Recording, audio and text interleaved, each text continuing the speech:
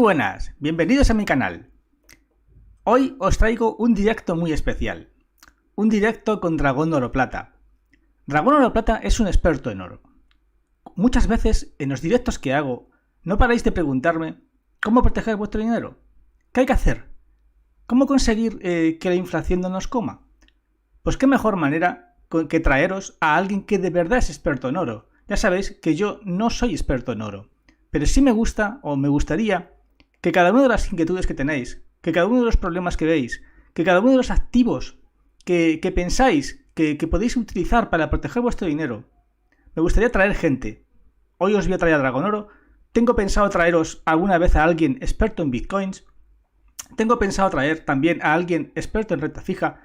Es decir, iros trayendo a gente con la que de verdad podáis hacer algo, con la que de verdad podáis protegeros de esta crisis que se nos viene encima. Bien, sin más dilación, vamos a hacer un fuerte aplauso y vamos a dar la entrada a Dragón Oro Plata. Muchas gracias, Jesús, por tus amables palabras. Bueno, ya de momento la entrada esa de experto en oro y tal ya me hace, oye, pues ya es alucinante. Bueno, yo soy inversor privado, experto, bueno, pues digamos que me gusta mucho. Y tengo un canal y me gusta pues divulgar, educar y bueno, comentar las novedades del oro y también cómo protegernos, que es una de las partes que has mencionado muy importante, ¿no? Cómo proteger nuestros ahorros en un escenario inflacionario y de agitación macroeconómica y económica. Y el oro pues siempre se ha comportado muy bien en estos escenarios. Con lo cual, pues yo creo que es un activo que siempre hay que tener en cuenta y que aunque no recomiendo que sea un activo que digamos que totalice, vamos a decirlo así, toda nuestra cartera, desde luego un poco de oro siempre hay que tener para cuando vengan más dadas, básicamente. Vamos a empezar, ya les digo, el programa de hoy vamos a intentar ver qué está ocurriendo con el oro, qué está ocurriendo con los bancos centrales. Vamos a ver un montón de gráficas relacionadas con si es verdad que nos estamos dirigiendo hacia el final del patrón fiat y vamos de camino a un patrón oro. No sé si estás pudiendo ver la gráfica que he puesto. Perfectamente. Vale, pues mira, es una gráfica sobre las compras que están realizando los bancos centrales. Los bancos centrales desde 2015 han pegado un giro, han pegado un cambio, han dejado de poseer un montón de dólares, que era lo que actualmente poseían, y se han lanzado en la compra masiva de oro. Compra masiva de oro. Lo repito si hace falta. Compra masiva de oro. Lo vas a ver en las gráficas. Vais a ver cómo desde 2015 ha habido una tendencia en un montón de países a vender deuda de Estados Unidos y deshacerse de dólares y a cambio comprar muchísimo oro. Fijaos la siguiente gráfica. Esta gráfica es clarísima, Dani. Y quiero luego que me des tu opinión. Mira. La gráfica de la izquierda es la posesión de deuda de Estados Unidos en manos de extranjeros, de manos de países, bancos centrales sobre todo.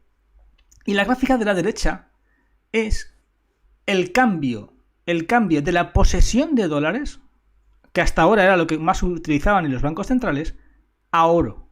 Fijaros, porque hasta los años 70, hasta que se hace el sistema fiat, hasta que se acaba con el patrón oro, hasta que Nixon en el 71 acaba con el patrón oro, que se había fijado en $35 por onza, y lo cambia por un patrón fiat, hasta ese momento los bancos centrales tenían hasta un 80% de sus reservas en oro.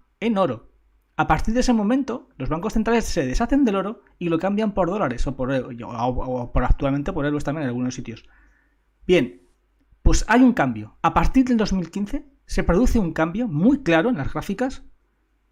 Empiezan a deshacerse de la deuda y de las monedas extranjeras y los bancos centrales lo cambian papelitos del Monopoly por oro.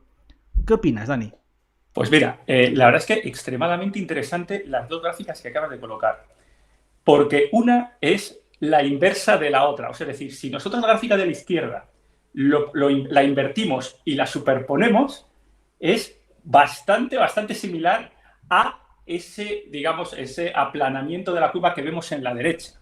Con lo cual, está claro que lo que sueltan o por lo menos lo que está claro, lo que se ve o lo que podemos percibir es que lo que sueltan en deuda usana americana es lo que empiezan a subir en compras de oro físico. Van al mercado y compran oro físico aumentando sus reservas físicas. Y la verdad es que también esa connotación que comentas desde 2015 es justo cuando el precio del oro empieza a repuntar. Estuvo bastante alicaído desde 2012, 11, 12 hasta 2015, 2014, 2015. Totalmente deprimido el precio. Es verdad que había subido un poquito y estaba en esa época del 2014, 2015 ahí peleando por los $1.000. Estoy hablando de memoria porque yo estoy hablando de cuando compré yo mi primera onza de oro, que era un poquito antes y estaba por esos precios. Y fijaos lo que ha ocurrido, ¿no? Esa inversión de la curva, vendo deuda americana, compro oro físico, ha impactado claramente y definitivamente en el precio del oro. Muy interesante las dos prácticas. Mira, fíjate, dos gráficas no las había visto. Te voy a dar más datos interesantes. A partir del 2015 es el año en el que las petroleras abandonan los pozos petrolíferos, abandonan las inversiones en nuevos pozos petrolíferos y se lanzan a las renovables. Y también es el año en el que se firman todos los acuerdos de la Agenda 2030. Es decir, para mí, lo que estamos viviendo son acuerdos firmados a partir de 2015 y que han impactado en todo, tanto en el precio del petróleo como en la inflación y como en el oro. O sea, como acabas de decir, es a partir de 2015 cuando se incrementa el oro, es a partir de 2015 cuando se abandonan las reservas, es a partir de 2015 cuando empiezan todos los conflictos entre Rusia, Estados Unidos, y es a partir de 2015 cuando ya empezamos a hablar de guerras económicas y guerras entre China y Estados Unidos. 2015, os lo he dicho muchísimas veces, 2015 es un año clave, en la que aparecen unos cambios muy profundos en muchas gráficas y en muchos sitios. Bien, dicho todo esto, vamos a centrarnos en el oro. Como habéis visto, lo que ocurre es que los países tenedores de deuda, sobre todo tenedores de deuda norteamericana, Japón y China, empiezan a deshacerse de sus reservas y lo cambian por oro. Vamos a la siguiente gráfica. Fijaros, aquí lo podéis ver más claramente. Estas son compras totales de bancos centrales. ¿A partir de qué año? 2015. Como podéis apreciar, a partir de 2015 se producen una consecución de un montón de compras por parte de los bancos centrales de oro. Es decir, es como que a partir de 2015 se pitara o se diese la señal de salida, una especie de señal de sálvese quien pueda, y todos los bancos centrales abandonan el dinero, abandonan sus reservas petroleras, poco a poco, no son locos, y empiezan todos masivamente a comprar oro. Esto es un dato muy importante, muy, muy importante. ¿Alguna opinión, Dani, sobre esta gráfica? Sí, pues que sigue el precio del oro. La depresión del precio del oro que podéis ver todos ahí en las columnas negativas de azul clarito, que eso son ventas netas, coincide con el total depresión del precio del oro, que llegó a principios de los años 2000 a valer únicamente $250. O sea, sí. Justo cuando España se creó el euro, el precio del oro andaba pues a $250, $270 americanos. Y todo eso coincide pues con ventas masivas de los bancos centrales. Poco a poco se va recuperando, luego empieza, claro, evidentemente, ayuda un montón el quantitative easing de las políticas de facilitación monetarias de la Fed, y poco a poco va subiendo el oro y imparable. Y luego ya, como dices, el cambio de paradigma total es ya en 2014-2015, cuando de los 250 que estamos hablando, pasa en torno a los 1.000 y en apenas 7 años ha duplicado su precio de los 1.000 y poco a prácticamente los 2.000 que tenemos ahora. Es muy importante. Creo que es muy...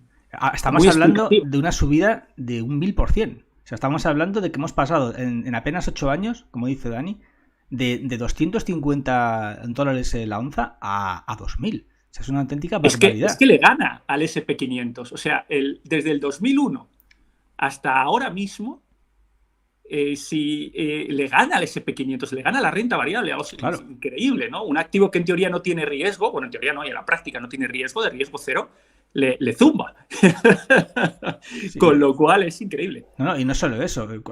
Yo si queréis os saco más gráficas, pero en cualquier gráfica, si hago la comparativa en años, vas a observar cómo los activos incrementan su valor de forma exponencial. Hemos sacado oro, pero si queréis saco una gráfica de las casas y vais a ver que pasa lo mismo. Vais a ver como que desde 2015 se incrementa muchísimo el valor de las casas. Todo motivado por la misma razón. Es como si en el 2015 algo cambia, algo hace crack, algo se rompe y empiezan a alterarse los activos de una manera espectacular. Se empieza a inyectar muchísimo dinero y esa inyección masiva de dinero de los bancos centrales provoca que suba el oro, que suban las casas y que suban todos los activos podamos decir, normales, acumulativos de riqueza. Sí, totalmente. Yo tendré que, mira, esto del 2015, la verdad es que lo había visto, pero lo voy a profundizar. Voy a ver qué pasó en 2015, Jesús, y vamos a ir mes a mes a ver qué pasó y qué pudo actuar de disparador. Si tiras de la manta vas a encontrar muchas cosas relacionadas con 2015.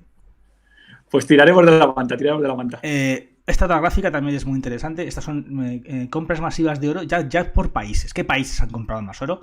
¿Qué países son los que están interesados en las compras masivas de oro? Y aparece el primero de todos, Turquía, cosa que me parece súper significativo. Turquía, con la inflación que tiene, fíjate la brutalidad de compra de oro que ha hecho. Esto es en el año 2022, o sea, el año pasado. Fíjate las compras que ha hecho de un montón de países.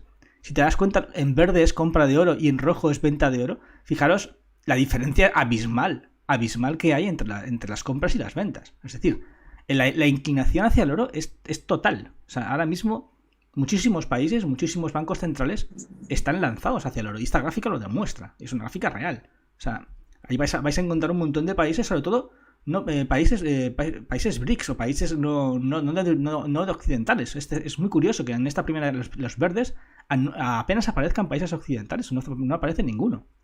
¿Qué opinas, Dani, de esto? Sí, pues fíjate, mira, teniendo en cuenta que esta gráfica es de 2022 y ya nos ha llovido un poco. Sí, es verdad, es un poco antigua, pero es la que he encontrado. Nada, no te preocupes. Mira, te actualizo minuto resultado en las gaunas.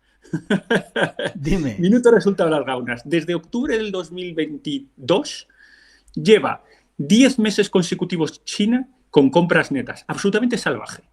Y hablamos de China, que es el primer productor mundial de oro en cuanto a minería. Y que produce aproximadamente unas 330 toneladas al año. Bueno, pues 10 meses consecutivos China comprador. ¿Qué dices? Madre del amor hermoso. O sea, fijaos lo que implica, ¿no? Es decir, un insider absoluto, como es China, porque es el mayor productor del mundo, compra más. Si vosotros en cualquier activo vierais que un insider, alguien que trabaja dentro, alguien que tiene una exposición muy fuerte al mercado, compra sin parar durante 10 meses consecutivos, ¿cuál es vuestra conclusión del mercado? Sin saber nada más, de lo que sea. Hablo de un mercado inmobiliario, hablo de un mercado de renta fija, de renta variable, de lo que sea. Pues que algo está pasando. Pues que esa es la conclusión primera. Que ese activo va a subir. Exactamente, que ese activo va a subir. Y si se puede conseguir a estos precios, es que en teoría, el activo va a subir y va a ser mucho más caro a un año vista o a 2 años vista, porque lo que parece, ya digo, extraño e inusual es estos 10 meses consecutivos. Es que no ha descansado, no ha dicho, bueno, compro 3 meses, descanso 2 o 3, otro pues vende un poquito para disimular. Fijaros la gráfica de la derecha. La gráfica de la derecha te está diciendo que el 40%, o sea, que lo normal, la media de posesión de oro de los bancos centrales es de un 40%. Y que todavía tenemos un recorrido de 3,2 billones de dólares en oro para alcanzar ese 40%. ¿De acuerdo? Sí, o sea que aún queda... Esa gráfica te está diciendo que si los bancos centrales de verdad quieren cambiar papelitos del Monopoly por oro, el oro va a subir mucho. Si esa gráfica es cierta, si esa tendencia continúa, te está diciendo que el oro va a incrementar su valor, como acaba de decir Dani, porque se están realizando compras masivas. Y luego hay otra cosa, Jesús, también, que estamos hablando de China, que es un país, vamos a decir, opaco. en cuanto a estadísticas, hablo de todos los tipos, hablo de estadísticas macroeconómicas, estadísticas de, pues eso, de todos los tipos, de población, de inflación. Te he puesto la gráfica de las compras de oro de China, de reservas de oro. Sí, fíjate. Pues, ¿qué es lo que nos indica? Que a lo mejor, si tiene esta avidez de compra, que realmente son compras declaradas al Fondo Monetario Internacional, ¿eh? O sea, estas compras chinas lo declaran, ¿no? La primera duda que nos surge es que no tienen vergüenza en declarar 10 meses consecutivos de compras. La segunda es que a lo mejor no están comprando eso, están comprando a lo mejor algo más. La tercera lectura es que al ser, digamos, país productor, el mayor productor del mundo, y como sabéis, las compañías chinas están la que más y la que menos, pero sobre todo la que más, controladas por el gobierno, a lo mejor la producción es mayor y a lo mejor no nos están contando todo lo que está ocurriendo. Es decir, que todo el oro de China se queda en China, esa es la número uno. La número dos es que estén comprando estos 10 meses, pero estén comprando más de lo que están diciendo. Y la tercera es que realmente las reservas reales de China no estén en esas 3.000 y pico que marca los datos oficiales, sino que pueden llegar a ser bastante más altas. De hecho, uno de los analistas de Gainable Coin, el otro día en Zero Hedge, lo he retuiteado, dice o cree o ha establecido, dice 5.000. ¿Será de verdad 5.000? Eso sería pues un 60%, un 50% más de lo que tiene. Habría que verlo. Desde luego, es como mínimo muy, muy interesante esta progresión. Luego, por supuesto, hay otros países que se suman a la fiesta. Últimamente, Polonia, por ejemplo, se está sumando a la fiesta. Y ahí hay otra serie de connotaciones, ¿no, Jesús? ¿Tú cómo lo ves? Sí. Polonia es un país del que se va a hablar mucho en los próximos años. Porque hay políticos polacos han hablado de que en 2027 se va a hacer un referéndum en Polonia para salirse de la Unión Europea. Es un dato muy importante. Los que no sepáis un poco la información, Polonia tiene un conflicto con el Tribunal Supremo de la Unión Europea, porque oficialmente las leyes el órgano más importante, el órgano que está arriba del todo es la Unión Europea, o sea, es el Tribunal de la Unión Europea, y está por encima de las leyes de los países nacionales. Bien, Polonia ha hecho una reforma en su sistema judicial, en su sistema sobre todo en sus tribunales, y quiere que eso cambie, quiere que sus leyes estén por encima de las de la Unión Europea. El partido que gobierna en Polonia, el PiS, es un partido ultranacionalista, y entre sus planes, entre sus deseos, está el salirse de la Unión Europea. Y en 2027 van a hacer ese cambio. Probablemente esas compras masivas de oro de las que habla Dani van en esa dirección, en una dirección en la cual Polonia esté pensando irse, pero no se va a ir solo, porque Hungría es otro de los países que también tiene muchos conflictos con las leyes europeas y también ha amenazado con salirse de la Unión Europea. Es decir, en los próximos años podremos empezar a ver un goteo de países que se salen de la Unión Europea. Y esto no es algo que me esté inventando, esto es algo real, esto es algo que podéis encontrar en internet, es algo que es efectivo, es verdad, y que hay muchísima gente en Polonia que no tiene ningún problema en salirse de la Unión Europea. Claro, y aparte, ¿qué necesita un país que empieza a volar solo fuera de la órbita euro? Pues lógicamente unas reservas de oro en su banco central. Exacto. Que sean dignas de ser notadas. Es decir, oye, mira, esto es un país serio, respaldado, y por esto tengo esta cantidad de oro detrás. Y ese es el paso número uno que tiene que hacer un banco central para salir fuera de la órbita de Bruselas. Mira, esta otra gráfica es muy interesante porque es un gap entre los mercados de Shanghái y los mercados de Londres, del oro.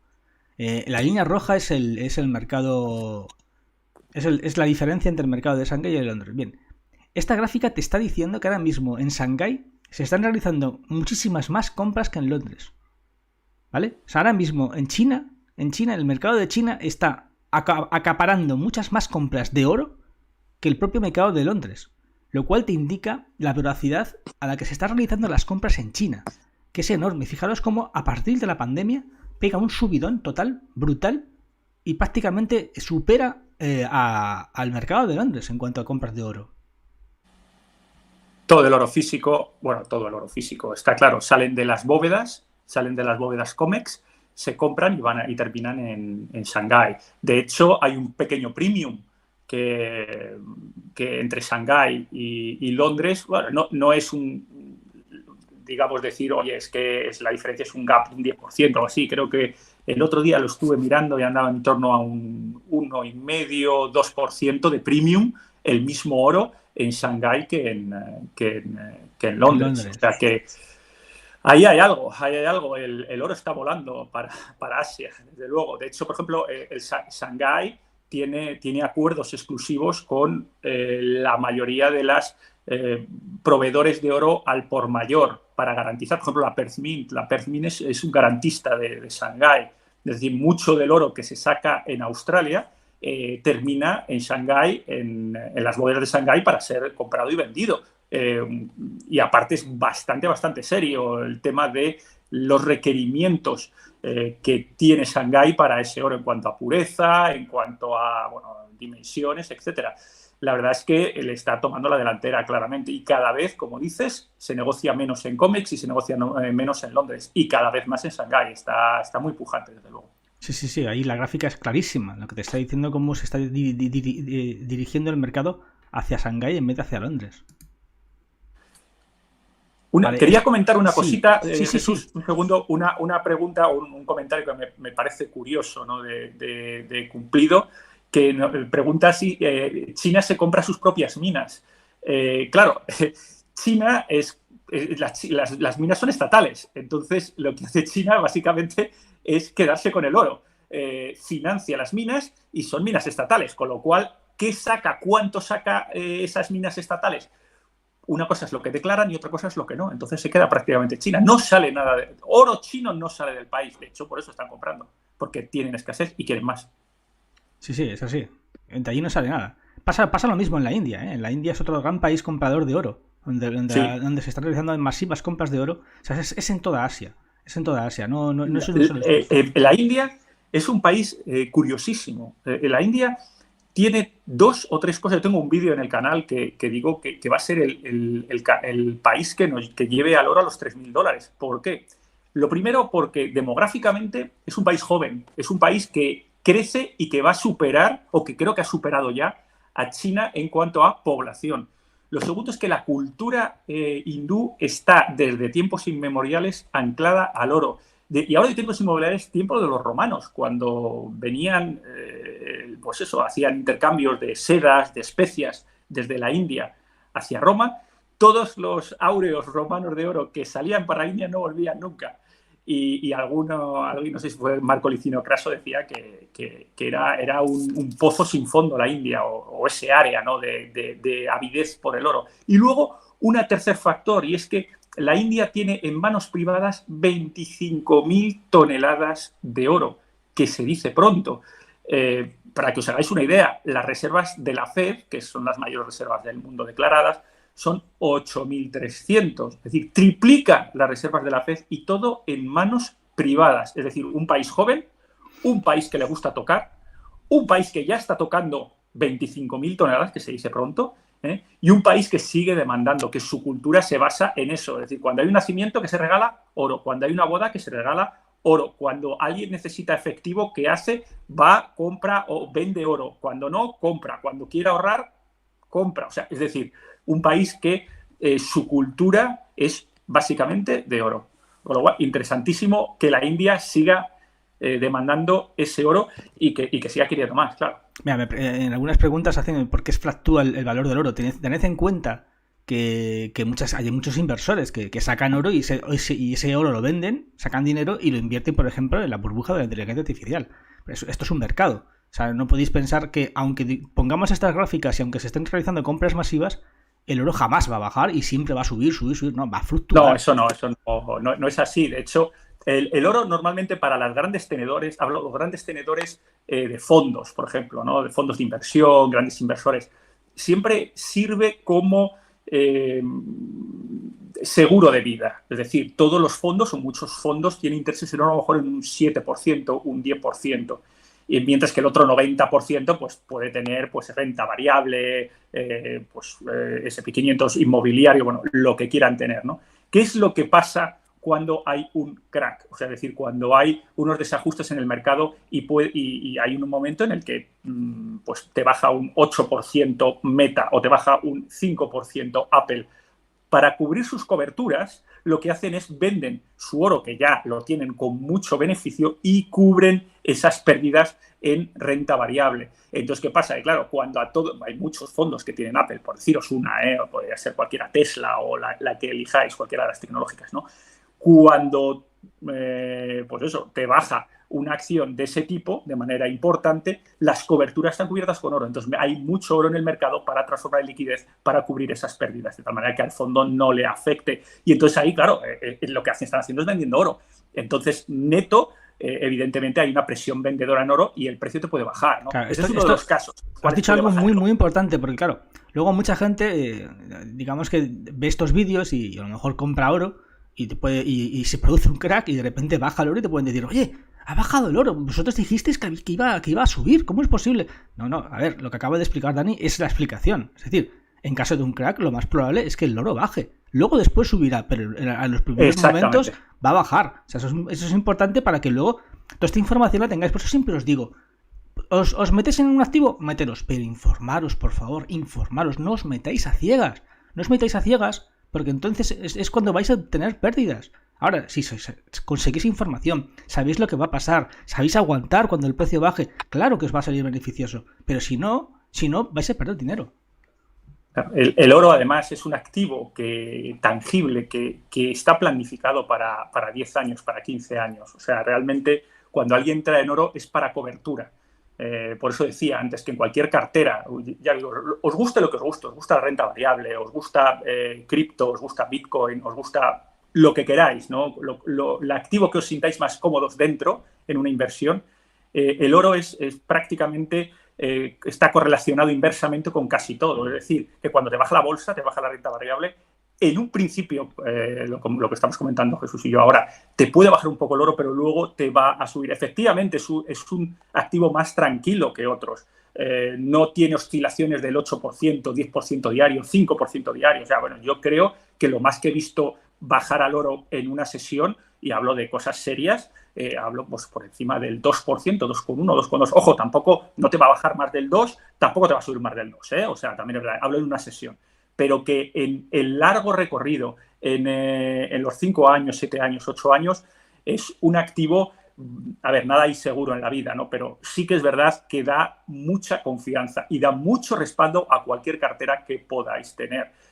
Por eso, ¿no? Porque te sirve como salvavidas, como último... decir, resquicio para cubrir o para conseguir liquidez inmediata. Nada, esta gráfica que he puesto ahora es de Rusia, para que veáis que incluso con la guerra, el Banco Central de Rusia ha seguido comprando oro. Ha bajado un poquito, sí, por supuesto, pero no se ha desplomado. Es decir, Rusia no ha hecho unas ventas masivas de su oro.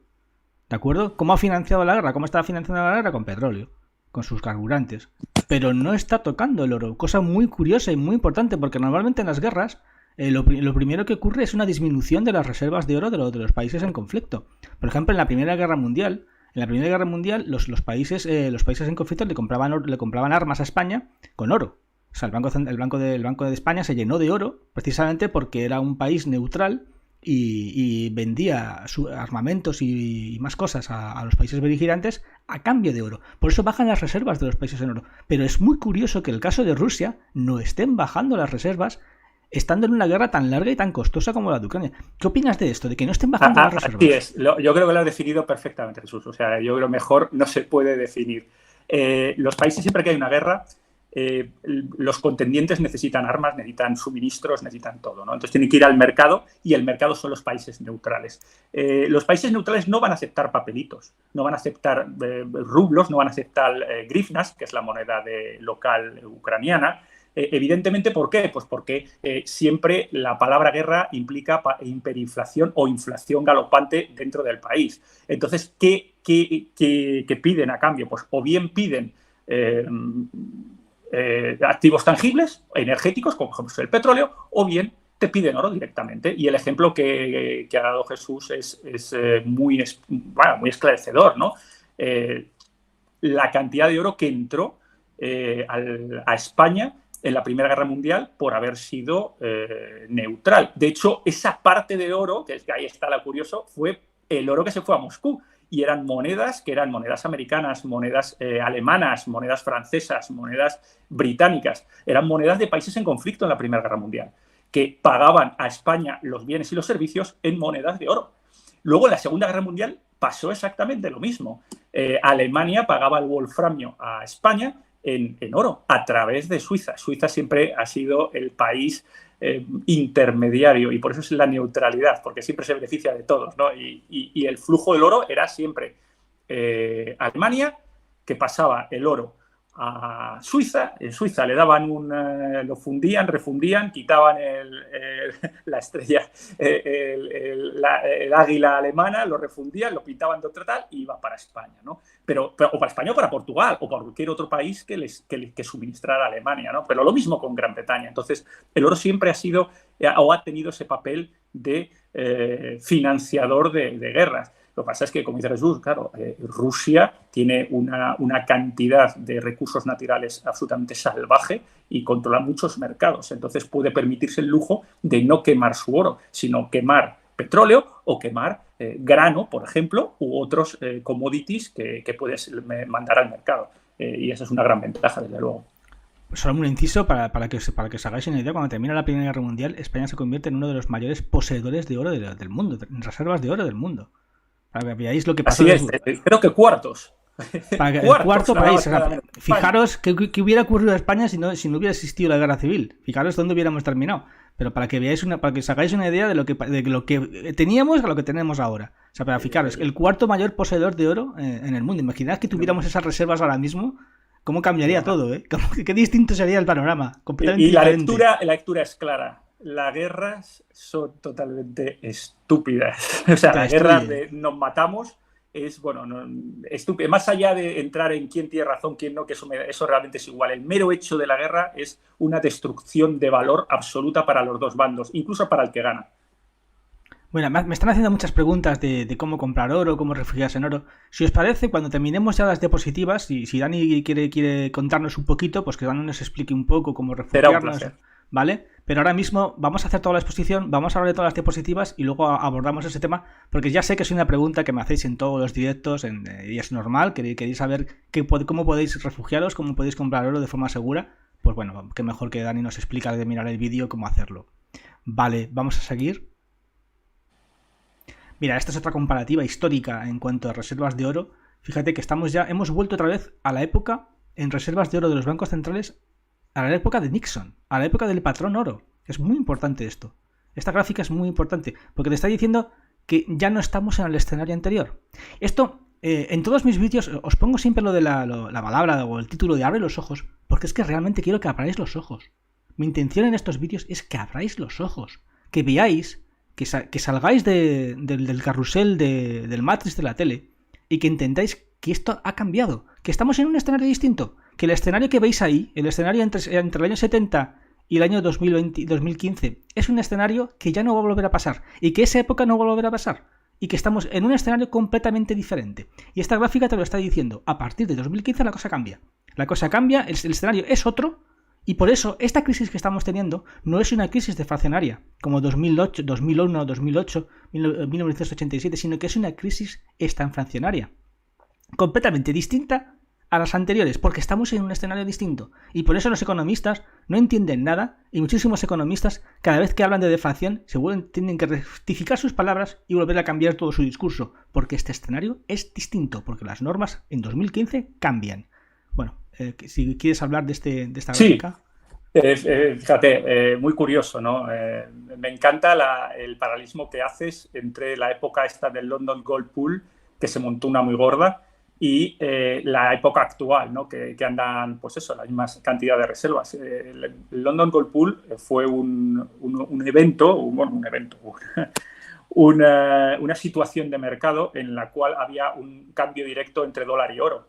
Entonces lo que ocurría es que el oro se compraba únicamente en dólares y los dólares tenían un cambio semifijo con las monedas, con las divisas, ¿no? Los francos, los marcos, etcétera, etcétera, etcétera. Entonces, claro, llegó un punto en el que por temas de déficit, los países preferían tener oro a tener dólares.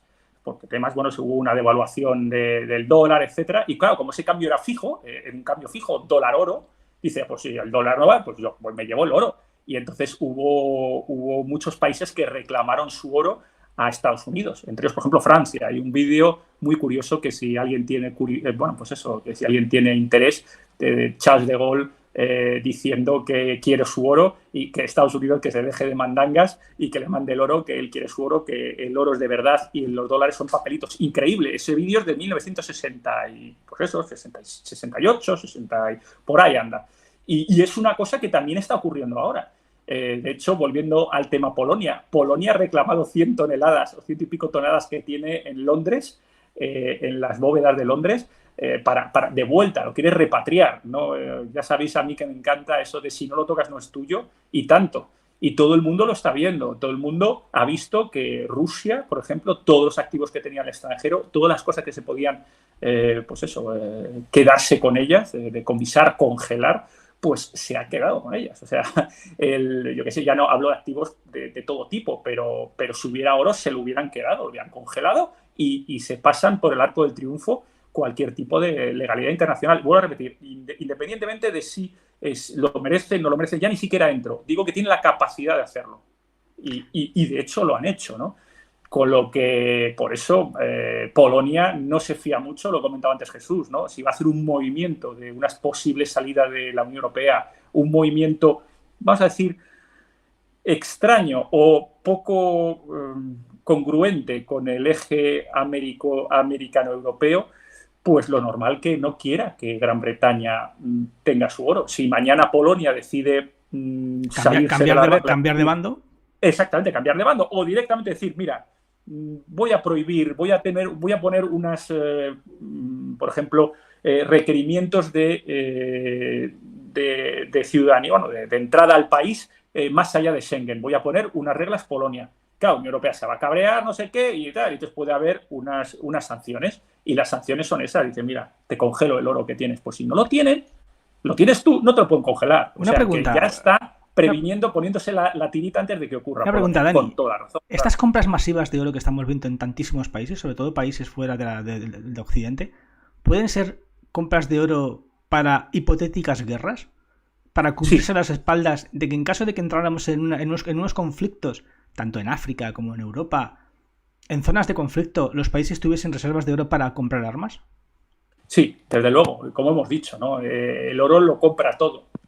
Se acepta en todo el mundo. O sea, en una situación de emergencia, el oro tú te pierdes yo siempre lo digo, te pierdes en la selva de Papúa Nueva Guinea con un poquito de oro y ya digo que hambre no vas a pasar. ¿No? Esto es mundialmente aceptado, ¿no? Sin embargo, yo me pierdo en una selva de Papúa Nueva Guinea con, que voy a decir yo, un billete de 10 euros y seguramente el señor que está allí, hombre, le sonará algo el billete, pero te lo aceptará o no te lo aceptará. Es que mi imagen mental es 2015, reuniones del G20 o las cumbres, un montón de países reunidos y alguien que saca gráficas como estas y dice, señores, esto se acaba.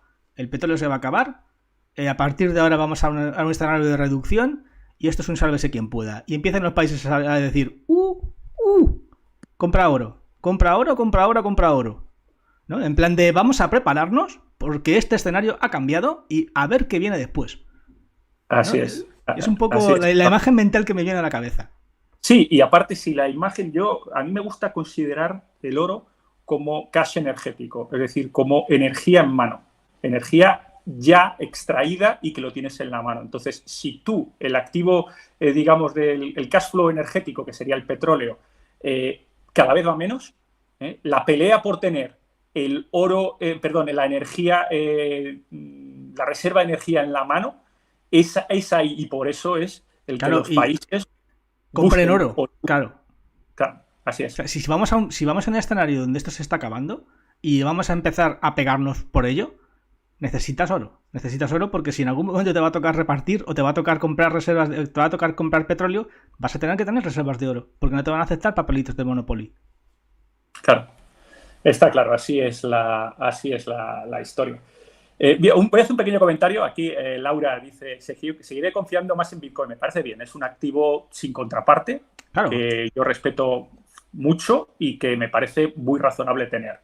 Dice, pero vamos hacia el futuro. ¿Quién se va a perder en Papúa Nueva Guinea y tenerlo en el bolsillo? Ridículo. No lo sé. En la India, por ejemplo, a lo mejor no hay mecanismos para que puedan aceptarte Bitcoin, ¿no? Si lo queremos comparar, por ejemplo, y te pierdes. Sin más, era un comentario de decir, oye, Bitcoin tiene sus ventajas y las tiene muy importantes, pero, como digo, no hay que... creo que el oro todavía a nivel de la calle en muchísimos países, bueno, en prácticamente todo Asia, tiene una presencia absolutamente brutal y se puede uno Sí, a ver, cambiarlo no es sin ningún problema. Este no es un programa de fanboys de oro. O sea, esto es un programa únicamente... No, para nada. Se comenta oro. Perfecto, Yo en todos los vídeos digo lo mismo. Activos donde protegerte tienes muchos y siempre incluyo los mismos. Siempre digo oro, siempre digo criptomonedas, siempre digo bitcoins, siempre digo... Incluso digo que te puedes... proteger a 3 meses en renta fija, o te puedes proteger en fondos monetarios, o te puedes proteger incluso en inmobiliario. Nunca digo no a nada. Exacto. Esa es la posición.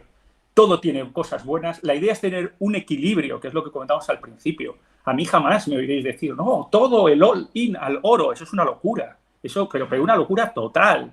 O sea, hay que tener pues inmobiliario, hay que tener renta variable, hay que tener... ¿Por qué? Porque la idea es tener una cartera de inversiones equilibrada. El objetivo para nosotros es tener un futuro de protección para nosotros, para nuestra familia, para la gente que queremos, y tener que ese futuro esté equilibrado en todo y que más o menos funcione en todos los escenarios posibles. Si hay un escenario de expansión clara, como ha habido, pues, por ejemplo, como hubo en los 90, pues tener renta variable o inmobiliaria. Si hay un escenario de contracción o de altibajos económicos, pues tener un poquito de oro también. Guardarnos otro poquito de Bitcoin para lo que pueda ocurrir como activo sin contraparte. O sea, diversificar, lo que siempre digo en todos los vídeos, diversificar. Exactamente. De tal manera que nos funcione, que nuestra cartera, nuestra inversión, pues bueno, lo que podemos tocar, nos funcione en cualquier escenario que tengamos por delante. Esa es la idea. Muy bien.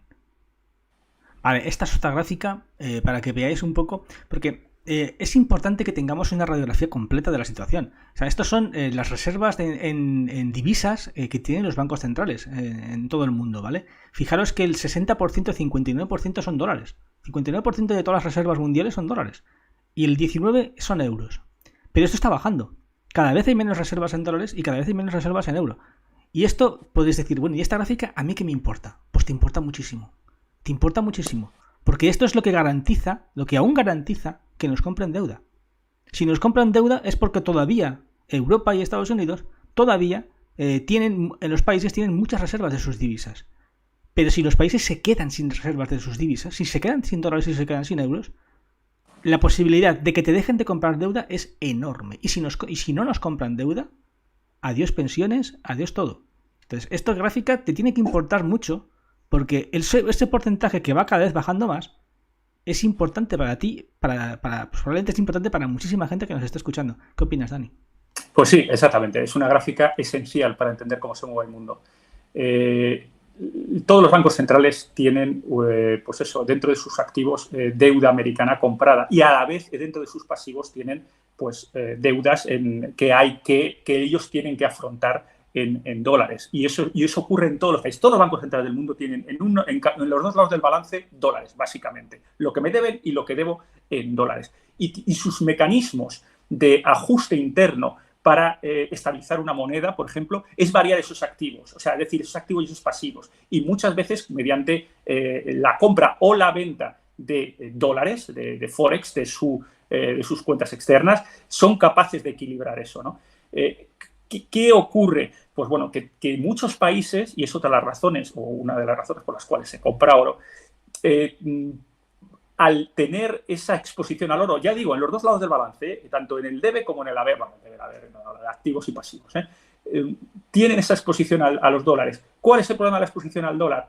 Que pase lo que pase, siempre tiene que pasar por un banco americano. Esos dólares siempre, antes o después, van a pasar por el escrutinio de un banco americano. Y los bancos americanos, ya sabemos, realmente pueden recibir órdenes y decir, de nuevo, se congela, se requisa, los países no alineados, los países pues, sí, no OCDE, que prácticamente son casi todos, menos Europa Occidental, Australia, Japón, Corea del Sur, Estados Unidos y Canadá, prácticamente son todos, pues tienen miedo a que eso ocurra, con lo cual están tendiendo a reducir su exposición al dólar, vuelvo a repetir, tanto en la parte de activos como en la parte de pasivo. Y ahí es donde reducen su exposición a la deuda americana, intentan deber lo menos posible en dólares, porque claro, si te deben en la divisa que es capaz de generar, de imprimir sin ningún problema a Estados Unidos, fijaos el control que tienen sobre los países,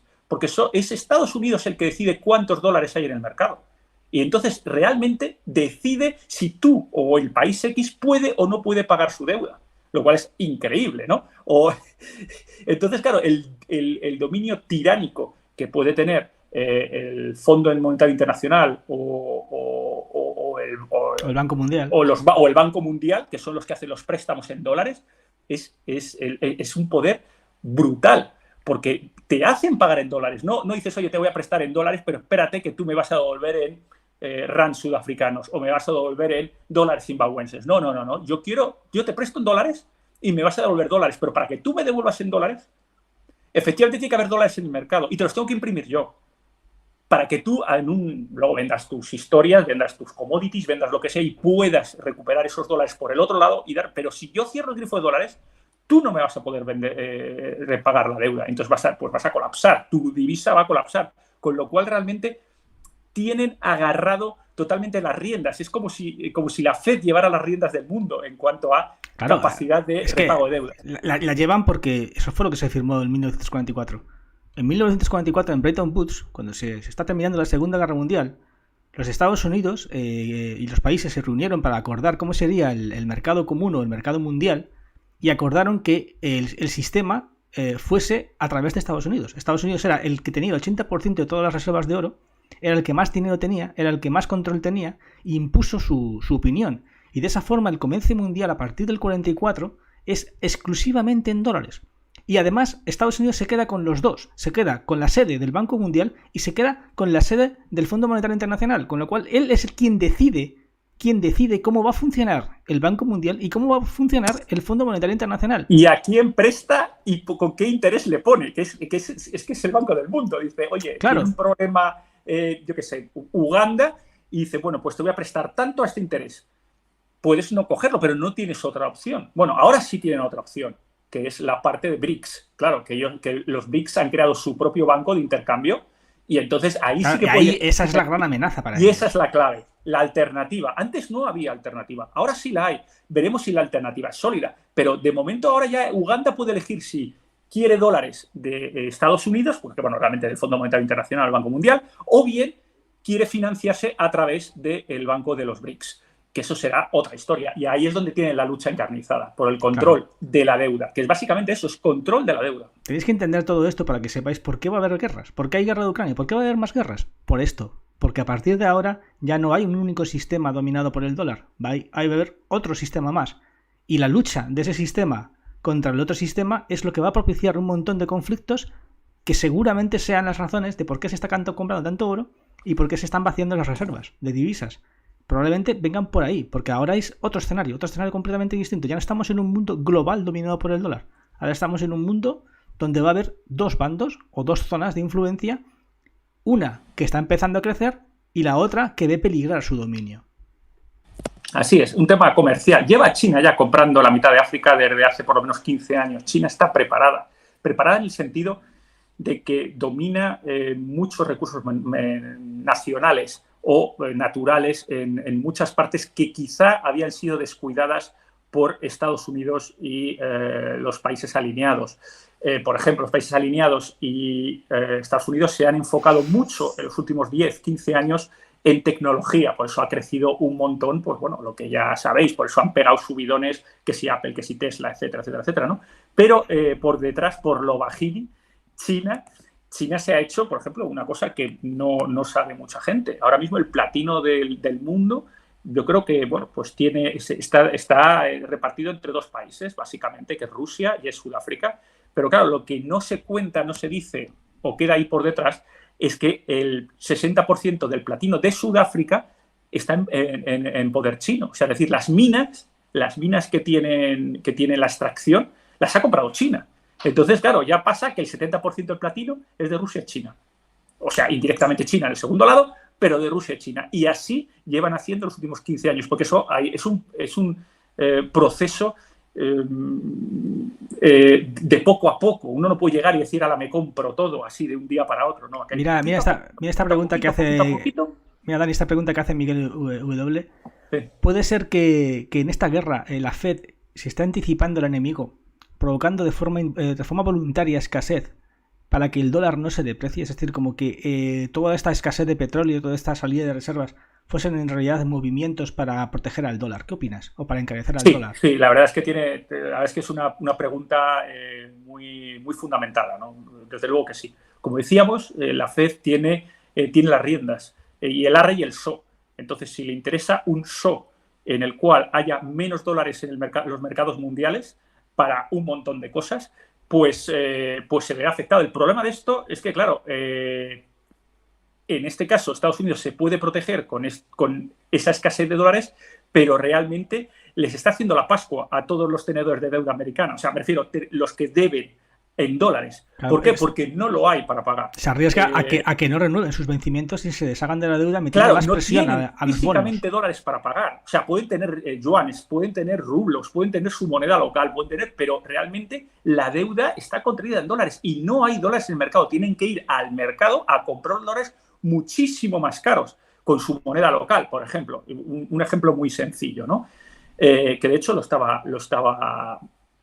lo leí el otro día, ¿no? Una minera sudafricana, Sibanye-Stillwater, por cierto, de platino, pues a pesar de tener unos resultados de extracción razonablemente buenos, de haber sacado más oro que el año anterior y tal, pues tenía problemas graves porque su deuda es en dólares americanos. O sea, todos los equipos de extracción, toda la tecnología lo importan, ¿no? Y toda su deuda es en dólares americanos. Entonces tiene que ir al mercado a comprar un dólar cada vez más caro.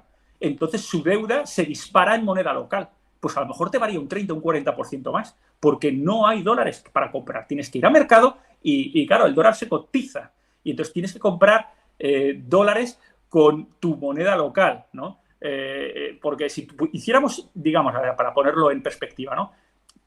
3 niveles de activo, ¿no? El nivel más arriba es el oro, ¿no? Son dólares que compran oro, pero lo que hay debajo del dólar son, bueno, luego hay una serie de divisas, pues el euro, por ejemplo, ¿no? Vas a poner el yen o la libra esterlina, ¿no? Que pueden comprar, pero luego hay una base pues un montonazo de divisas locales que tienen que ir a mercado para comprar esos dólares y que, claro, evidentemente se ven muy afectadas cuando hay vaivenes y te cuesta, pues si el año pasado pagabas, lo voy a decir yo, por ejemplo, el caso del rand sudafricano, ¿no? Si el año pasado pagabas 16 rands por cada dólar americano, pues ahora son 21. Y es lo que hay, porque tienes que ir al mercado y comprar, y mañana o pasado serán 23, ¿no? Eso es cuando tienes problemas graves de inflación. Y eso es lo que puede ocurrir. Si ocurre lo que dice Miguel y que se esté anticipando y que busque esa protección del dólar, es a costa de las demás divisas. Claro, porque ahora mismo el dólar se está apreciando frente al euro, ¿de acuerdo? Sí. ¿Por qué? Porque Estados Unidos sigue inyectando como un loco dinero en el mercado, sobre todo para proteger a sus bancos. O sea, todos los agujeros que se crearon con la quiebra del Silicon Valley Bank han sido tapados gracias a inyecciones masivas de la Fed. No os hagáis líos. Vale, y para que esas inyecciones no generen una devaluación del dólar, porque si tú imprimes un montón de dinero, lo que vas a provocar es una devaluación de tu moneda. Para que eso no ocurra, pues como está diciendo Dani, o sea, una de las cosas es deteriorar las instituciones, deteriorar el sistema, provocar cada vez una crisis de liquidez mayor como la que ya estamos viviendo, que tú te comas la inflación, es decir, el euro se devalúa, como ya estáis viendo que se está devaluando frente al dólar, eso te va a generar a ti, junto al alza del petróleo, que la inflación se dispare y tú eres quien va a pagar la fiesta a los Estados Unidos. Es así de sencillo, ¿no? Más o menos, eso es el resumen. Sí, totalmente. Es el que tiene las riendas. Entonces, el ARRE y el SO, si es el SO, pues te ahoga. Y si es el ARRE también va a tirar, todo vale. Pero siempre va, evidentemente, en el beneficio de Estados Unidos. Ahora bien, esa parte tiene un poquito de... es decir, ese plan tiene una grieta. Y esa grieta es la energía, y lo has mencionado tú antes, el petróleo. Ahora las reservas americanas de petróleo, que antes, claro, podían, pues eso, decir, bueno, yo tengo mis reservas, cubro lo mío, y no necesito para nada el resto del mundo, con lo cual puedo jugar como yo quiera con mi dólar y arreisó al resto. Ahora, y lo has tuiteado tú hoy, que te he visto, Jesús, que está en mínimos las reservas americanas. Sí, bueno, para los que no estéis en Twitter, yo tengo cuenta en Twitter y ahí suelo poner las cosas que cazo, que veo rápidamente. Estamos a mínimos en los inventarios de Estados Unidos. Ahora mismo Estados Unidos está al nivel de 1985 en cuanto a total de petróleo. O sea, los inventarios es todo el petróleo que hay, incluidas las reservas estratégicas. Todo el petróleo que hay está en mínimos que te tienes que ir hace 40 años casi para ver una situación parecida, 30 años para ver algo parecido. Con lo cual, con una demanda de 104 millones de barriles diarios y unos inventarios por los suelos, es que es un sí o sí. O sea, el precio del petróleo va a seguir subiendo, sí o sí. Claro. Y eso es ya digo, un poco de resquicio, ¿no? Para el plan americano de jugar con el dólar, ¿no? Porque el sistema es el petrodólar y entonces tiene dos lados. La moneda tiene dos caras. Tiene por un lado el dólar, que lo pueden controlar, pero por otro lado el petróleo, que ya no lo controlan tanto. Ya la OPEC ya no es el siervo de Estados Unidos como lo era hace 8 años. Ya Arabia Saudí no se pliega tan fácil a lo que dice Estados Unidos que tienen que hacer, ¿no? De hecho, ahora lo que tienden a hacer es lo contrario de lo que dicen los americanos, ¿no? Que es lo que volvemos a abundar en el tema de que ahí claramente ahora se están formando dos bandos, por un lado alineados y por otro lado el resto. Sí, los dos bancos están claros. El próximo conflicto es Argentina. En octubre son las elecciones. Ahí va a ser la pelea. De los resultados de esas elecciones, Argentina irá a un bando o irá a otro. Y Argentina es un productor de petróleo. Con lo cual, sí, importancia tiene. Sí. La verdad es que eso va a estar muy interesante. Veremos si el peluca al Milei gana o no gana. Que eso va a estar curioso de ver, porque si gana y aplica lo que tiene, lo que está prometiendo que aplicar, a mí me va a gustar verlo, desde luego. Sí, va a ser interesante. Sin tener reservas. ¿Que va a conseguir o no? Sin tener reservas. Desde luego será curioso. A no ser que tenga un cheque en blanco.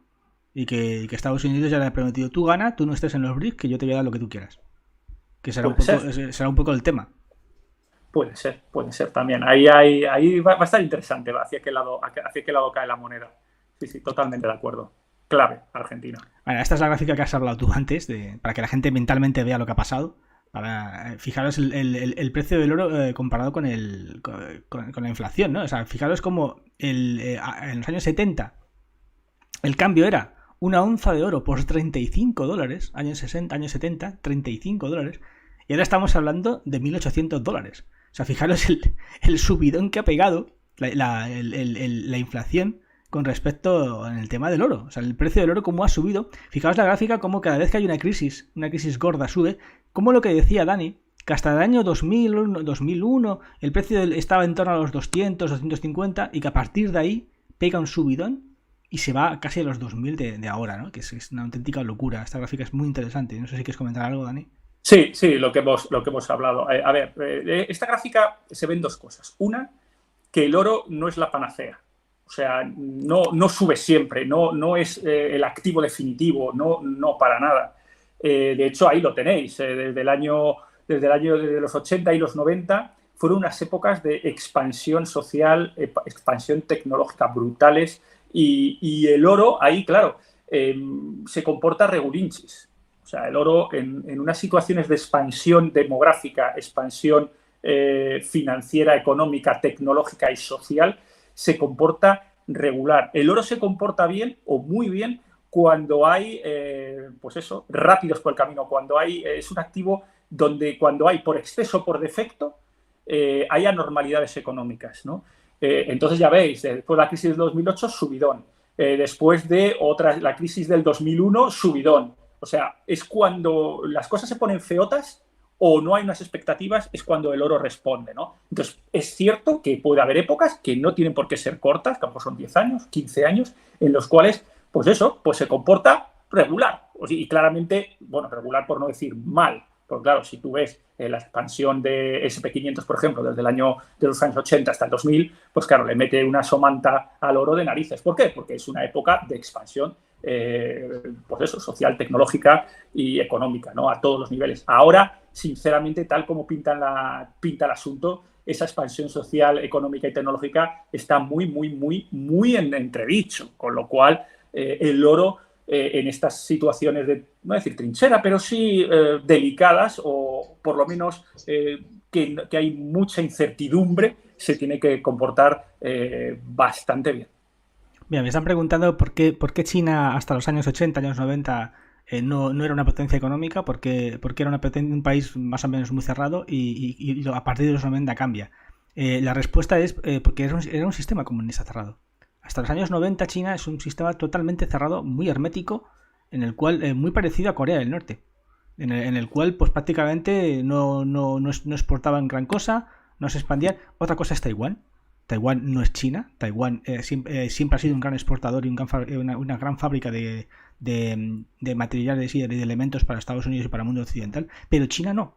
China era una economía cerrada hasta que cambia. Hasta que en los 90 empieza a cambiar.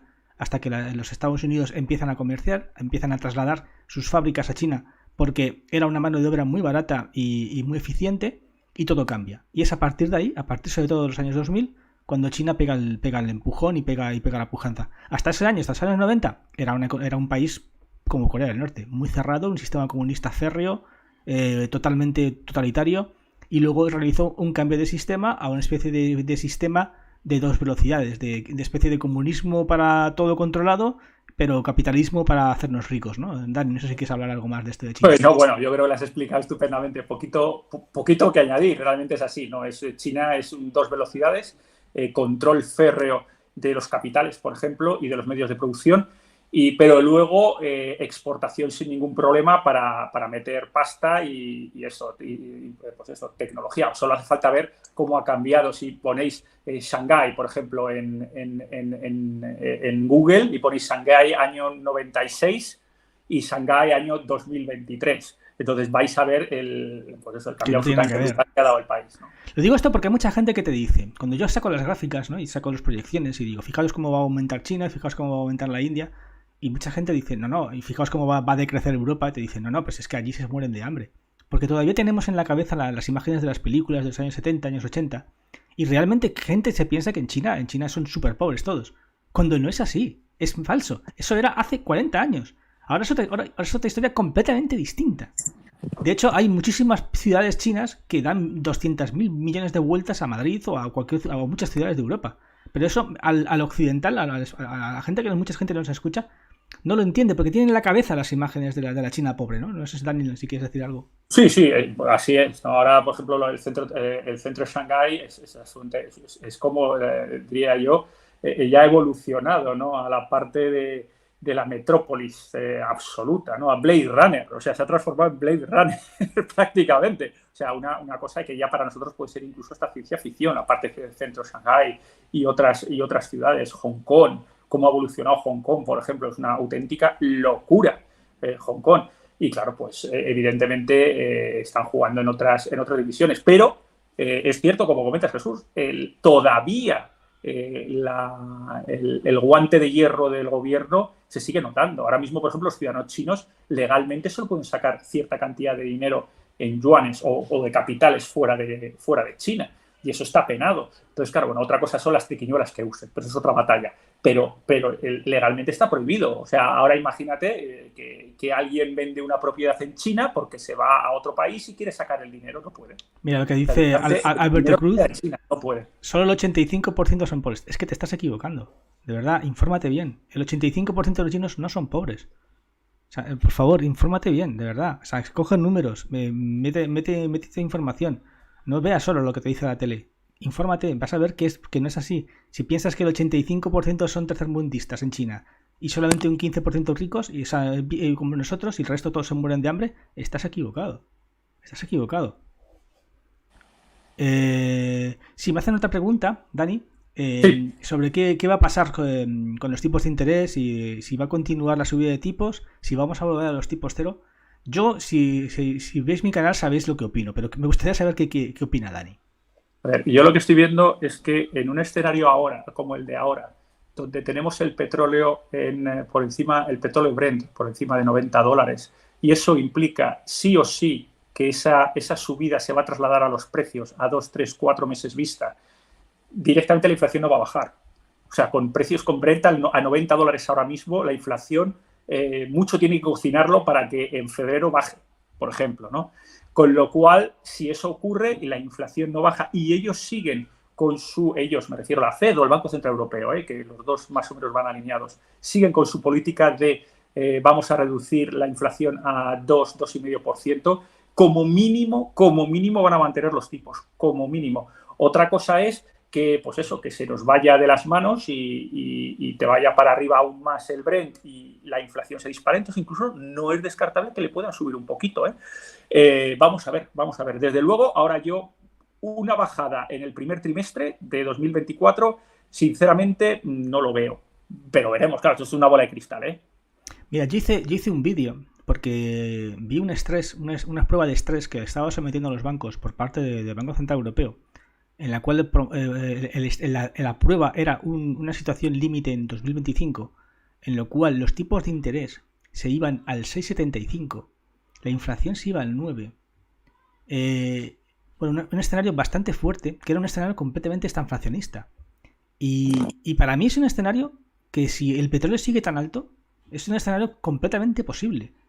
Porque tampoco es tan locura que en estos tiempos el Banco Central Europeo, motivado por una altísima inflación, tenga que hacer subidas parecidas a lo que pasó en los años 70, años 80, en una forma desesperada de evitar que la inflación se convierta en hiperinflación. Cosa que puede ocurrir, porque hay una cosa que está pasando. Cuando se producen varias olas inflacionarias, la primera ola inflacionaria provoca que los salarios se incrementen. ¿Por qué? Porque los trabajadores piden a sus jefes o a sus empresas que le suban el sueldo en función de lo que ha subido en la primera ola. Esa subida salarial empuja con fuerza, y cuando se produce la segunda ola, esa subida salarial empuja a la subyacente, que si a ese le metes inflación en los carburantes e inflación en los alimentos, creas una segunda ola que seguramente sea superior a la primera. La primera llegó al 10%. Si yo tengo razón, y si eso ocurre, hablaríamos de una inflación que se iría por encima del 10%, lo cual, sí o sí, en mi opinión, provocaría que los bancos centrales tuvieran dificilísimo pausar. Y nos encontraríamos un 2024 donde los bancos centrales tendrían que seguir subiendo tipos. No sé qué opinas tú, Dani. Si eso ocurre, desde luego va a haber muchísimos problemas. Va a haber impago de deudas, es decir, masivo. Pero bueno, lo estáis viendo en casa. Si el que tenga hipotecas a tipo variable, lo que está haciendo el Banco Central Europeo con, pues eso, tipos a 3,5, a 4 o 4 y pico, pues ya el destrozo que está haciendo a todos los felizmente hipotecados, pues imaginaos si ocurre lo que dice Jesús, que pasas al 10%, al 8% Euribor, o sea, un Euribor de un 8 más 1 o más 1,5. Pues imaginaos el cataclismo. Estoy hablando de hipotecas personales minoristas. Imaginaos lo que puede pasar con las empresas, que tienen también, que se pueden financiar con líneas de crédito, pues eso, a tipos que son incluso un poquito más altos, porque, bueno, depende también de qué empresa y de cómo sean capaces de asegurar su solvencia, ¿no? Pero imaginaos lo que puede pasar con las empresas que se financian en el día a día, en el cash flow, a través de líneas de crédito bancarias. Y entonces, pues imaginaos los requerimientos que le puede poner el banco en una situación, como dice Jesús, de un 9, un 10% en tipos de interés. Pues le van a pedir a la empresa una línea de crédito por un 15%. Y a ver quién es el guapo que pide dinero prestado un 15% para pagar a sus empleados. Pues a lo mejor no puede y cierra, ¿no? Y ahí es donde vienen los cracks, ¿no? Siempre los cracks socioeconómicos han venido por parte de subidas importantes de tipos de interés por parte de los bancos centrales. Sí, mira, pregunta Teresa si tenemos noticias de impedimento de los bancos para retirar efectivo. No, Teresa, yo por lo menos no las tengo. Porque no estamos en ese escenario, lo he dicho muchas veces. No estamos en un escenario en el que mañana quiebre todo. No estamos ahí. Ojo, Jesús. Por ley solo puedes sacar, por eso son 2.000 o 4.000. Claro, por ley sí, claro. Cuidado, o sea, son leyes, pero no es por un impedimento de que no haya, o que haya una especie de corralito encubierto, eso no. De hecho, no os preocupéis que si se produce un corralito lo vais a saber. Eso, tranquilos que os vais a enterar. Eso, desgraciadamente, es una cosa que tendrán. Lo que pasa es que también hay mucha desinformación con esto. Los corralitos son de dinero en efectivo, ¿vale? Porque el objetivo de un corralito es que tú no puedas sacar dinero en efectivo del país, pero no electrónico. O sea, si tú solamente operas con dinero electrónico y hay un corralito, pues seguramente ni te enteres. Porque realmente, si tú operas con dinero electrónico, no vas a tener problema. El problema es con el efectivo. O sea, los corralitos solamente suelen usarse para evitar salida de capitales de efectivo o retirada electrónica de cuentas españolas a bancos extranjeros. Mira, una pregunta interesante de H77. ¿Basar la moneda de un país en un patrón oro puede ser una mala decisión? Sí. A ver, me explico. La respuesta rápida es un patrón oro tiene ventajas e inconvenientes. ¿De acuerdo? Por ejemplo, las ventajas es que tu control de inflación es máximo. O sea, es decir, no, es un país sin inflación. Es más, puedes llegar a ser esto un pelín deflacionario, llegado el caso, con un patrón oro estricto, ¿no? Pero tiene inconvenientes. Y uno de los inconvenientes es que digamos que es la limitación en la capacidad de endeudamiento de un país. El endeudamiento, como todo, puede ser bueno o puede ser malo. Vosotros mismos, si decidís, pues oye, comprar una vivienda, comprar o necesitar algo y tenéis que pedir el dinero prestado, puede ser bueno o puede ser malo. Puede ser bueno si pides el dinero prestado y lo multiplicas y lo haces mucho más, ¿no? Entonces, por ejemplo, un país con un patrón oro, pues seguramente ante un desastre natural, donde haya que crear deuda para, bueno, pues ayudar a la gente, pues tenga un problema gravísimo, tenga que abandonar momentáneamente ese patrón oro, porque, claro, no puede generar papelitos porque tiene un oro limitado. Exacto. Y no puede ir al mercado exterior a comprar oro, ¿no? Y también entonces, tiene ciertas limitaciones. Resta competitividad a su moneda. Exactamente. Porque no puedes exportar. O sea, como tú cambias a oro y es muy alto, los precios son muy altos. Entonces, como tus precios son muy altos, nadie te compra. Que es lo que le pasó a los Estados Unidos en los años 70. Una de las razones de por qué Nixon quita el patrón oro es porque había entrado en déficit comercial. Es decir, como estaba ligado al oro y el dólar era muy alto, no podía exportar. Por primera vez Estados Unidos no exportaba productos, no le compraban productos. Tenían menos exportaciones que importaciones. Y eso estaba haciendo destrozos en la economía estadounidense y fue una de las razones que empujaron a Nixon a quitar el patrón oro.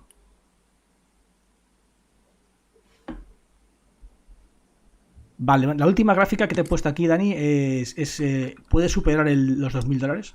¿Puede el oro superar la barrera psicológica de los 2.000? ¿Tú qué piensas?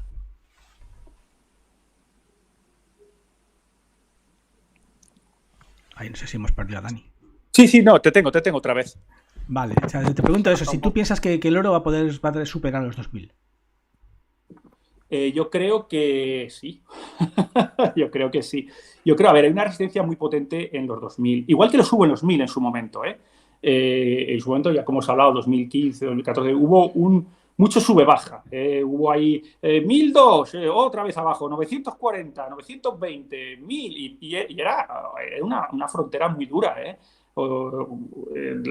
muchísimos analistas decían, no, esto es máximo, va a superar los $1.000, no puede ser, etcétera.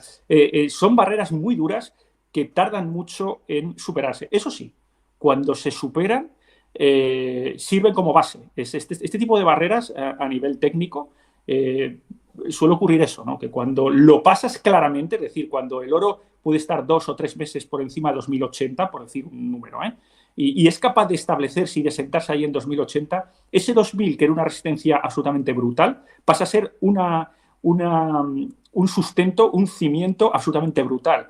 Con lo cual, estamos en ese momento, estamos ahí en el quiero y no puedo, que si todo va como parece que va, yo tengo pocas dudas de que realmente va a ocurrir y que podamos, o que se pueda superar los 2.000 y que esos 2.000 queden como zona de soporte. Yo también lo creo. O sea, yo viendo las gráficas y viendo los movimientos de los bancos centrales, sí que pienso como tú que se va a superar. O sea, y más si al final hay un crack, que no sé si lo habrá o no, pero si encima hay un crack con las bolsas, es más que seguro que al final se superan esos 2.000. Más que otra cosa, porque si hay un crack, Estados Unidos va a tener que inyectar aún más. Y cada vez que inyecta Estados Unidos, el oro sube. Entonces, al final, sí o sí, en mi opinión también va a subir.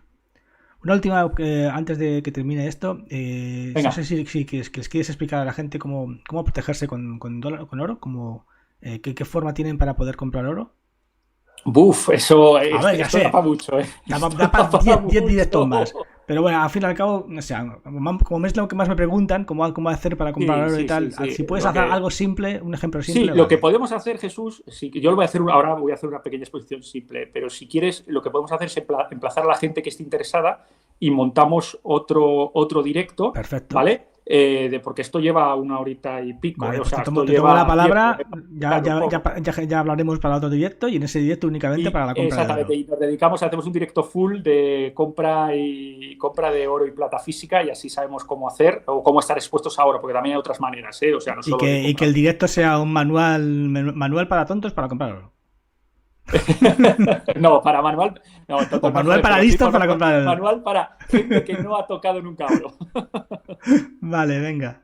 Venga, pues venga, mira, a ver, es fácil. Bueno, fácil, sí, es fácil, realmente es fácil. A ver, yo siempre recomiendo oro físico. ¿Por qué oro físico? Porque no tiene contraparte, ¿de acuerdo? Entonces, no es deuda de nadie. En el momento en el que tú adquieres ese oro, es tuyo y no responde ante nada más. No responde ni ante un sistema estatal, no responde ni ante un sistema bancario, etcétera. Entonces, básicamente eso. ¿Cómo hacerlo? Pues yo siempre, mucha gente pregunta, ¿lingotes o monedas? Bueno, pues para mí monedas. Porque las monedas son fáciles de verificar. Muchísima gente tiene miedo de decir, uy, madre mía, y me van a dar una moneda que no es, o madre mía, ¿cómo voy a distinguir yo que esto es oro? No, si yo de esto no sé. A ver, realmente las monedas llevan funcionando como dinero, las monedas de oro, toda la vida. O sea, desde el 600 antes de Cristo. Entonces, las ventajas que tienen las monedas de circulación o que han circulado, monedas que usaban nuestros abuelos, bueno, abuelos, tatarabuelos, ¿no? Gente que apenas sabía leer y escribir, por lo menos en mi caso, estoy convencido que mi tatarabuelo pues sabía lo justito, ¿no? Leer y escribir y habría que estudiarlo. Y son gente que no les engañaba ni con monedas de oro ni con monedas de plata, pues son fácilmente comprobables. La gran ventaja que tiene el oro y la plata es que tienen una densidad muy concreta, unas propiedades físico-químicas muy concretas, con lo cual el 99,9% de las monedas se pueden verificar tan sencillo como una báscula, con el peso, y con un calibre, un pie de rey, para medir simplemente el diámetro con un poco de exactitud. Todas las monedas de circulación están estandarizadas. Sabes que si compras una moneda de 25 pesetas española, por ejemplo, de Alfonso XII, una moneda que ha circulado, una moneda que han usado nuestros abuelos en la calle, pues es sencillo, sabes que mide, ahora mismo no me acuerdo exactamente, ¿no? Me imagino 36 milímetros, lo mides y pesa 8,4 gramos. Y si mide 36 milímetros de diámetro y pesa 8,4, es buena. ¿Por qué? Porque no hay otro elemento que tenga esa densidad. Sí, hay otro, el wolframio, pero que es el tuxteno. Lógicamente, alguien en el chat hablaba antes de cuidado con los bollicaos, con los lingotes, ¿no? Efectivamente, por eso las monedas, por eso no me gustan los lingotes, porque los lingotes tienen dimensiones no estándares, ¿de acuerdo? Con lo cual no es tan fácil medirlos y pesarlos, y ahí sí que puede haber cositas raras. Sin embargo, en una moneda, rellenarla de wolframio es muy complicado, porque primero son pequeñitas, y entonces hay que hacer trabajo de cirugía. Luego tiene otra cosa también, el wolframio es extremadamente duro. El wolframio, de hecho, se usaba, era lo que vendía España a los nazis en la Segunda Guerra Mundial, ¿no? Para proteger los tanques, ¿no? Como protección de tanques, pues extremadamente duro, es como 3 o 4 veces más duro que el oro. Y claro, para grabar, para acuñar una moneda de wolframio, pues le va a costar, lógicamente, no es un material fácil para trabajar. Entonces, al final, cuesta más el collar que el perro. Es decir, yo no he visto monedas de wolframio, sinceramente.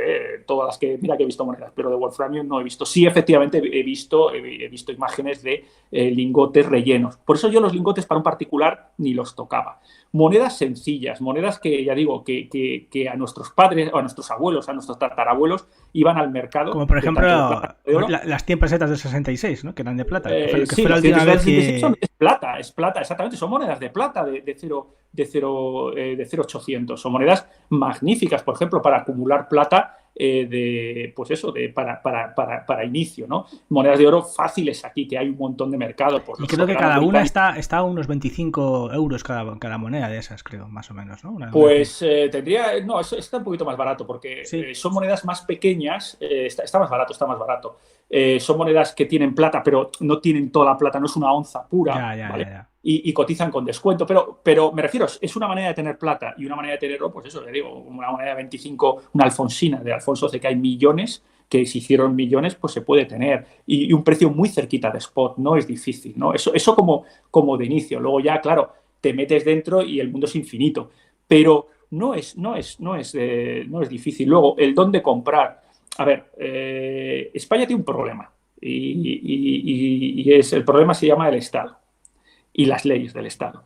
Por ejemplo, te obligan a dar tu DNI para comprar en tienda española, ¿vale? Una cosa que yo no entiendo. Si yo voy a comprar un sofá, yo no tengo que dar el DNI, yo pago y me voy. Pero para comprar una moneda de oro, pues aparentemente tienes que dar el DNI. Bueno, pues eso es una dificultad que a mí, que me gusta ser discreto, pues me viene mal, sinceramente. Entonces, ¿cómo solventar eso? Pues, oye, si a alguien no le importe o no tenga ningún problema, pues va a una tienda española, que hay muchas, y compra. También se puede comprar online en Europa, y ahí sí que no pasas por ese trago de dar tu DNI, ¿no? Pero vamos, tiendas muchísimas online, entre particulares también hay un montón de tratos de compra-venta. Hay un mercado muy sano, una comunidad muy sana, y la verdad es que hay jueguecito y es accesible. Y ya digo, no hace falta saber mucho. Si con que sepas medir una moneda y sepas pesarla, con una báscula medianamente de precisión, que te lea décimas de gramo, o bueno, mejor dicho, centésimas de gramo sea la última cifra, pues ya sabes, o sea, no te van a engañar en una alfonsina, no te van a cuadrar, porque cuando te quieren engañar con una alfonsina, claramente está baja de peso. Y cuando digo baja de peso, hablo de 8, 9, 10 o 1 gramo. No, o sea, que se nota, vamos, o sea, lo pones y se nota. O sea, que muy fáciles de detectar esas falsificaciones en monedas que no tienen complicación y también pues fáciles de guardar. O sea, una moneda de una alfonsina de 25 pesetas o un soberano británico, pues a lo mejor con 10 monedas de esas tienes a lo mejor 5.000 euros y 10 monedas de esas que son del tamaño de, ¿qué te voy a decir?, de una moneda de euro, para que os hagáis una idea. Y las tienes guardadas en cualquier lado y tienes 5.000 euros que son transformables en fiat, en divisa, prácticamente de manera inmediata. O sea que no tiene mucho así de inicio. Para que la gente esté tranquila y no le tenga miedo, es súper fácil de comprar y de vender. Pues muy bien, yo creo que la explicación es una explicación perfecta. O sea, no tiene fisuras, está clarísima la explicación que ha dado. Espero que os haya ayudado. Sí, todo. Por cierto, sí. Una pequeña puntualización. Amparo, tienes toda la razón, Amparo. El límite son 1.000 euros. Es que lo estoy viendo ahora aquí en el chat. Vale. Y sí, efectivamente, el límite es 1.000 euros. Lo que pasa es que por debajo de 1.000 euros hay muchas tiendas que no se quieren pillar los dedos. Y entonces desde el primer euro te piden el DNI. ¿Vale? Efectivamente, Andorrano puede no pedirlo. Y efectivamente el límite es 1.000. O sea que gracias por la puntualización, Amparo. Así es. Vale, o sea que hasta los 1.000 no tienen por qué pedírtelo, pero no tienen por qué directamente pedírtelo, muchas pasan y te lo piden, ¿no? Exactamente, porque prefieren no pillarse los dedos, no quieren tener problemas con Hacienda, no quieren tener problemas con la inspección, no quieren tener problemas con tal, y dicen, no, mira, eso lo pido a todo el mundo y se acabó, ¿no? Y claro, cuando compras te ponen el nombre, o sea, en sus registros están obligados a ponerte el nombre. Y saben, y esas listas se van a algún lado y saben ya que tú tienes esas monedas. Correcto, y eso no mola tanto. Eso lo podemos dejar para otro programa especial, Jesús.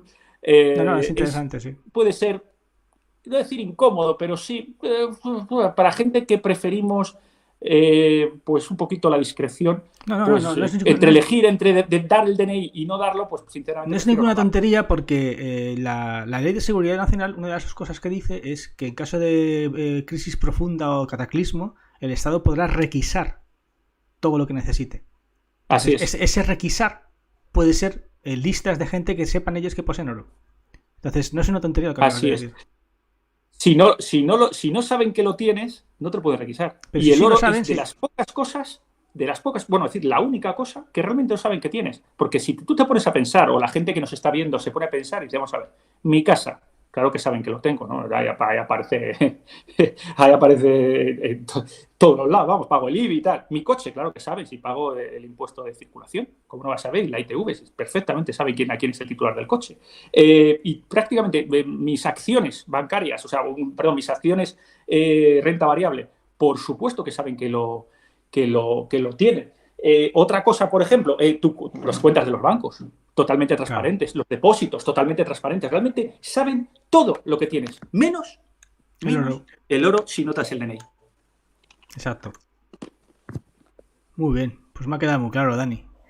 Yo os digo a todos que hasta aquí puedo estar. Ya sabéis que mis limitaciones ahora mismo en tiempo son reales. Eso sí que es efectivo.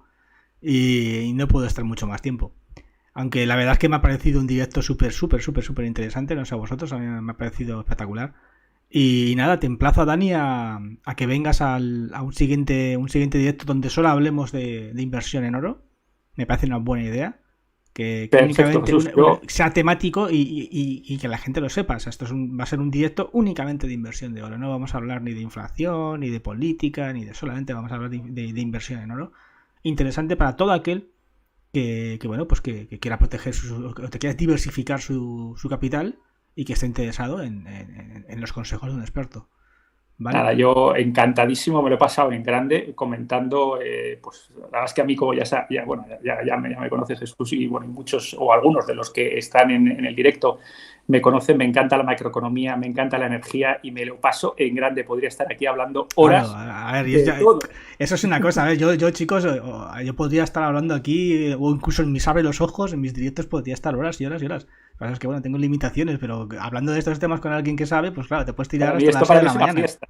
Claro. Esto es una fiesta, vamos.